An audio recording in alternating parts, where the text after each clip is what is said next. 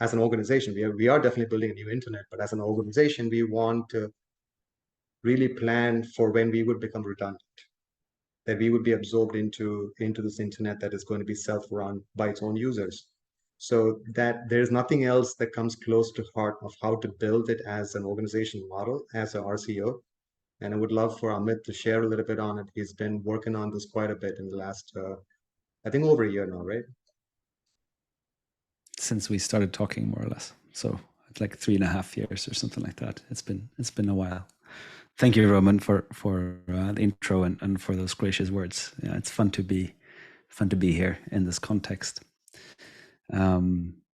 The 5 minutes is a challenge, so I'm gonna see if I can hop and skip through this and land on some relevant stones, and then I'm gonna post also a link for more in depth, and also like we're available for deeper conversations in this whole thing. But I'm gonna try to stay on a very high level on the principles of the RCO, that is what it's called, the regenerative community organism. It's kind of a playful use of words that just ended up sticking. It's a nice sort of, it's a bit of twinkle in the eye that we're using that combination of words.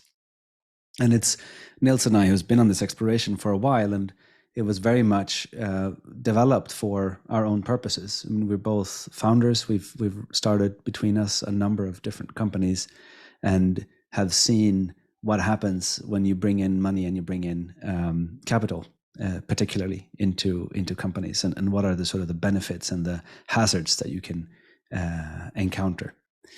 And so our idea was to build something which is more open and yet has direction.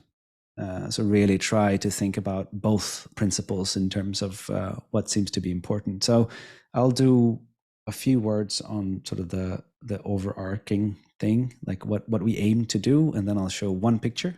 So eventually I'm going to have to share a screen, just for your heads up, Roman. One picture on just to give a very high level overview of the structure, so to say.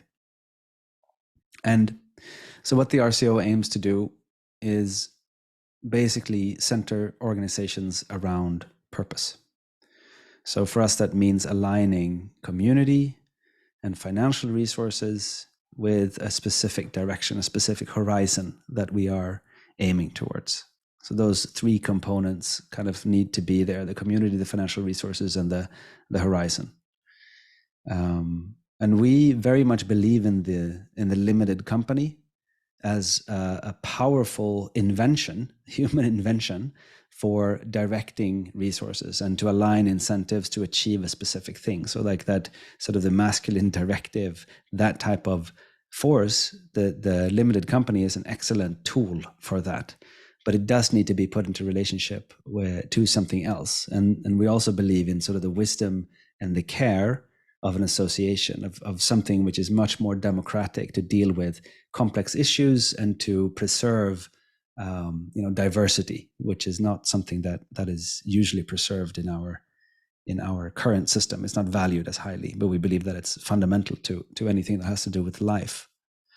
And we believe that living organisms, as Roman was pointing to, have evolving needs. So how do we evolve a structure to also meet those evolving needs over time? Those are kind of the cornerstones of the thinking that we've done. And I could go and speak like days about each one of those, but I'm not going to. So instead, I'm going to jump into this little screen share that I have. So this is kind of one way to represent what it is. And as you can see, it's really a dance between three parts. And because we really believe in the power of being three in a polarized world. So that's like, I love that quote from Carol Sanford, like the power of being three in a polarized world gives you freedom to move, it gives you freedom to dance. So we have an association as one part of it. It's a non-profit association that is tasked with caring for the purpose. So the association does all those things that a non-profit association would do, that would really try to strive for or actualize a specific purpose in the world. And beside that, we have the company, which is for profit. It's very much a focused, if we talk about the financial resources, this company is the entity that generates the resources. We utilize this structures and all the tax benefits and all of these institutions that we have developed over decades, if not longer, to make it possible to do things. And this company is something that develops and learns as well, which might be it doesn't just grow; it also complexifies over time. So that I'll come to that when I talk about the life cycle. The relationship between here is that the association has an ownership stake in the company, and the company also employs the association to keep it accountable. So anything that happens in the company is transparent in the same way that any owner has an insight and a view into a company. The company is also asking the association to appoint 50% of its board to create that sort of generative dialogue between financial capital, which is the main concern of the company, and the purpose, which is the main concern of the association.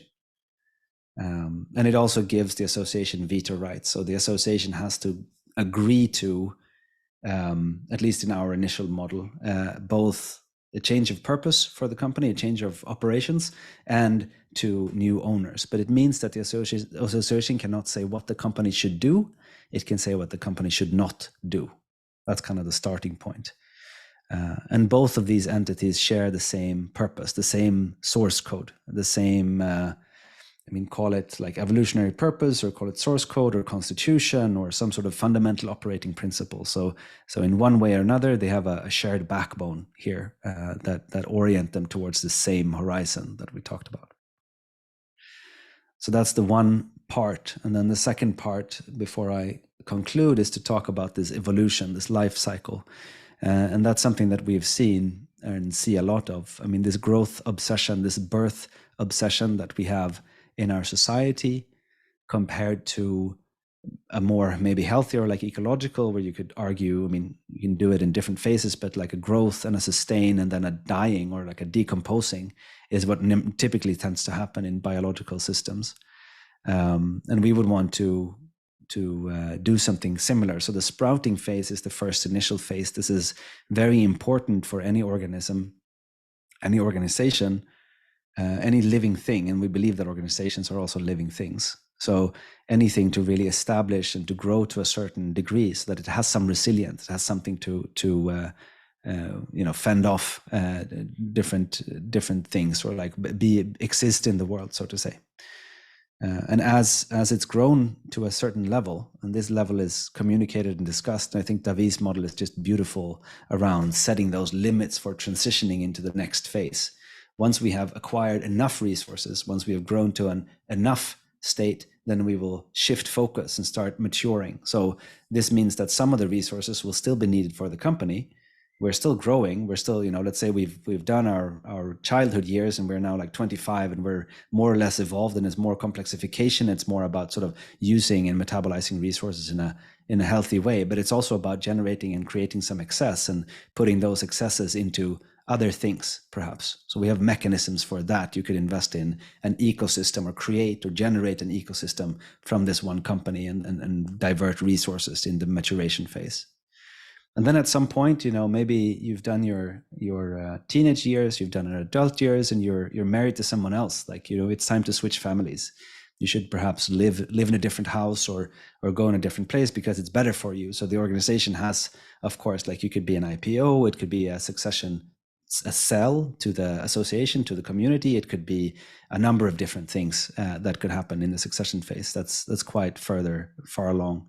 And then eventually we're also preparing for and proposing a mechanism for allowing organizations to die, to basically feed the earth again, to really distribute the resources, financial and human and other resources, IPs and whatever, to really make them available to an ecosystem, to rebuild or to keep building on these new seeds, so to say. So that would be sort of the very large scale moves that we're proposing, and we have details and mechanisms proposed for all of these.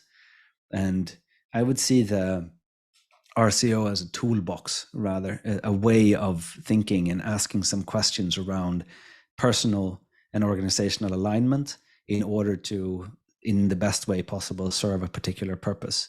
And then what that content is, that's very much up to you and very much up to the founders. We tend to be focused on really large issues and really large topics, like reinventing the internet, or cultivating self-awareness, or new ways of reinventing materials or something like that. But that is up to the founders, and whatever your target is, whatever your horizon is, can be possible. So I'll just kind of stop there and hope that some of that was understandable and made sense. And I'm curious if there are questions, and if not, we'll see. Thank you for the attention. Thank you, Amit. That was great.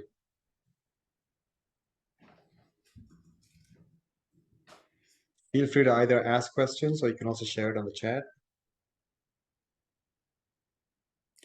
I posted the link now for the RCO.life. There's a few articles, there are some videos, there's some content like on this model, which is more into detail, so to say.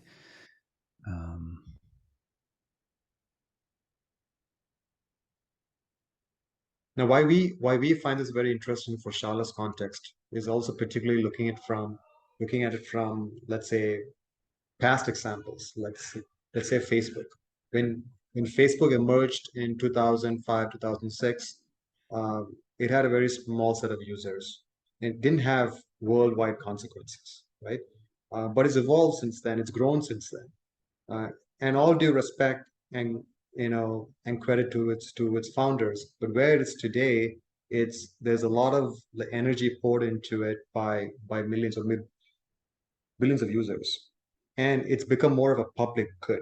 Like, it really matters. Like, it can change. It can even affect political elections, and somehow the organization that first built it is still controlling it like a puppet, right? So there's something amiss. Something doesn't feel right. So if this was Shala, if we were to put Shala into this context, we would think of it as, at some point where we've grown to the point where we've been able to return the money to the investors at a very good multiple, and that point is where we are paying them down, and we're going into a new phase where we can stay with our purpose and become more of a publicly owned company, reporting to its users. And then eventually, when you get to the succession, at that point, there is no individual or corporation that's pulling the strings. It's considered like a public good. And then at some point, something new emerges, something new that is better and greater, and that makes sense for that period of time in the future will emerge. And this doesn't just get turned off completely. There will be some of the remnants of it, and maybe the data, maybe the individuals or something would go and pass on as a sort of a fertilizer to the next, and that would make more meaning, and for everyone, for the users, for society, for environment, for the investors even, who came in the beginning, because they've also got a very decent return on the investment. Yeah, I think that, both that concept of enoughness is a very important fundamental concept in, like, what is enough, what's reasonable, so to say, and then another concept of creating, let's say, more membranes than enclosures, like something that's actually communicating and taking impression and taking input from its surroundings. Like, those are two very important principles that we've been looking at. And then, of course, like, transparency as a fundament for letting people really self-regulate. Like, we are living beings and systems, and so we self-organize always. So the question is, can we have structures that help us, that liberate us, rather than capture us or grab us or pull us in a specific way? Those are sort of the three aspects that we've looked a lot at in order to design this.